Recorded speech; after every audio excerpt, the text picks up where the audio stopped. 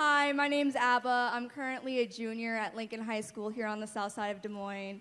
My question to you is, I know you don't want to get involved with the presidential race at the moment, but a candidate has said that they want to cut government spending to politically biased colleges. And I was wondering if, say, that would hurt the education system for those who depend on that, or would it better the education as a whole? First of all, I didn't hear this candidate say that. I have no idea what that means. I suspect he doesn't either.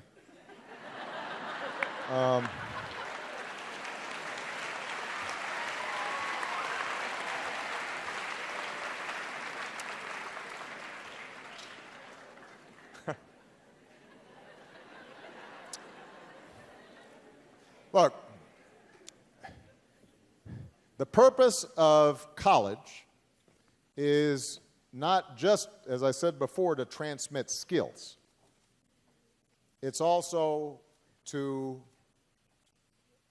widen your horizons, to make you a better citizen, to help you to evaluate information, to help you make your way through the world, to help you be more creative.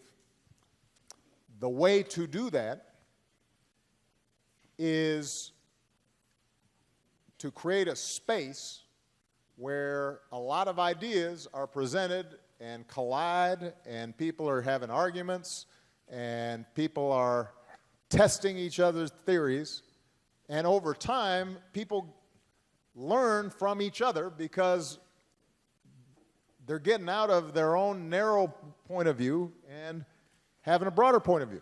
So Arnie, I'm sure, has the same experience that I did, which is when I went to college, suddenly there were some folks who didn't think at all like me. And if I had an opinion about something, they'd look at me and say, well, that's stupid. And then they'd describe how they saw the world. And they might have had a different sense of politics, or they might have a different view about poverty, or they might have a different perspective on race, and sometimes their views would be infuriating to me. But it was because there was this space where you could interact with people who didn't agree with you and had different backgrounds than you, that I then started testing my own assumptions. And sometimes I changed my mind.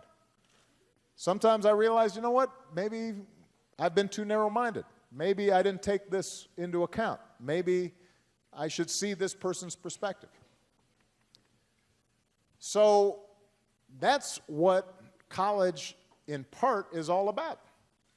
The idea that you'd have somebody in government making a decision about what you should think ahead of time or what you should be taught, and if it's not the right thought or idea or perspective or philosophy, that person would be, that they wouldn't get funding, runs contrary to everything we believe about education.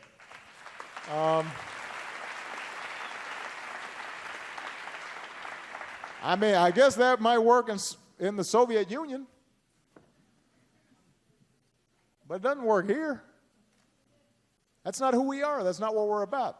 Now, one thing I do want to point out is it's not just sometimes folks who are mad that colleges are too liberal that have a problem. Sometimes, you know, there are folks on college campuses who are liberal and maybe even agree with me on a bunch of issues who sometimes aren't listening to the other side. And that's a problem too.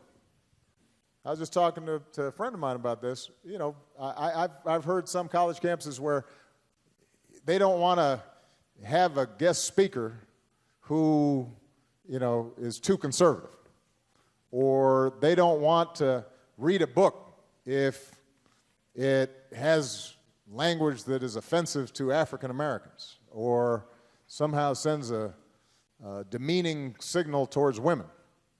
And you know, I got to tell you, I don't agree with that either. You know, I don't agree that you, when you become students at colleges, have to be coddled and protected from different points of view. You know, I think that you should be able to, you know, you should invite anybody, anybody who comes to speak to you and you disagree with, you should have an argument with them. But you shouldn't silence them by saying you can't come because, you know, I'm too sensitive to hear what you have to say. That's not the way we learn either. So, what do you think, Arnie? Amen. He said amen. All right. Okay.